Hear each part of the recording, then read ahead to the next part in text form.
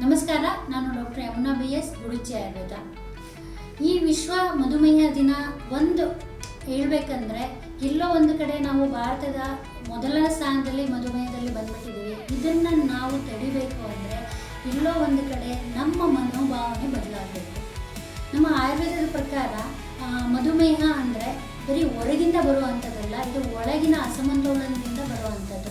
ನಮ್ಮ ಆಹಾರ ಪದ್ಧತಿ ಇರ್ಬೋದು, ದಿನನಿತ್ಯ ವ್ಯಾಯಾಮ ಇಲ್ಲದಲೇ ಇರುವಂಥದ್ದು, ಮತ್ತು ಒತ್ತಡದ ಬದುಕಿನಿಂದ ತುಂಬ ಜನ ಈಗ ಮಧುಮೇಹಕ್ಕೆ ಪೀಡಿತರಾಗ್ತಿದ್ದಾರೆ.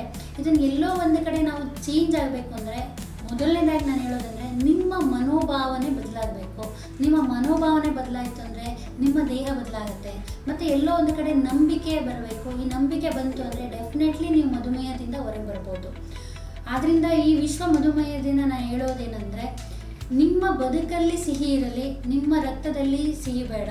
ಅದರಿಂದ ಇದನ್ನು ಎಲ್ಲರೂ ಜೊತೆಗೂಡಿ ಮಧುಮೇಹನ ಹಿಮ್ಮೆಟ್ಟಿಸ್ಬೋದು. ಎಲ್ಲ ಒಂದು ಕಡೆ ನಮ್ಮ ಗುಡುಚಿ ಆಯುರ್ವೇದದ ಒಂದು ಕನಸು ಅಂತಲೇ ಹೇಳ್ಬೋದು. ಒಂದು 2050 ನಮ್ಮ ದೇಶ ಏನು ಮೊದಲ ಸ್ಥಾನದಿಂದ ಅದರಿಂದ ನಾವು ಹಿಂದಕ್ಕೆ ಬರಬೇಕು ಅನ್ನೋದು ನಮ್ಮ ಉದ್ದೇಶ. ಅದರಿಂದ ಯಾರೆಲ್ಲ ಮಧುಮೇಹದಿಂದ ಸಫರ್ ಮಾಡ್ತಿದ್ರ ಭಯ ಬೇಡ.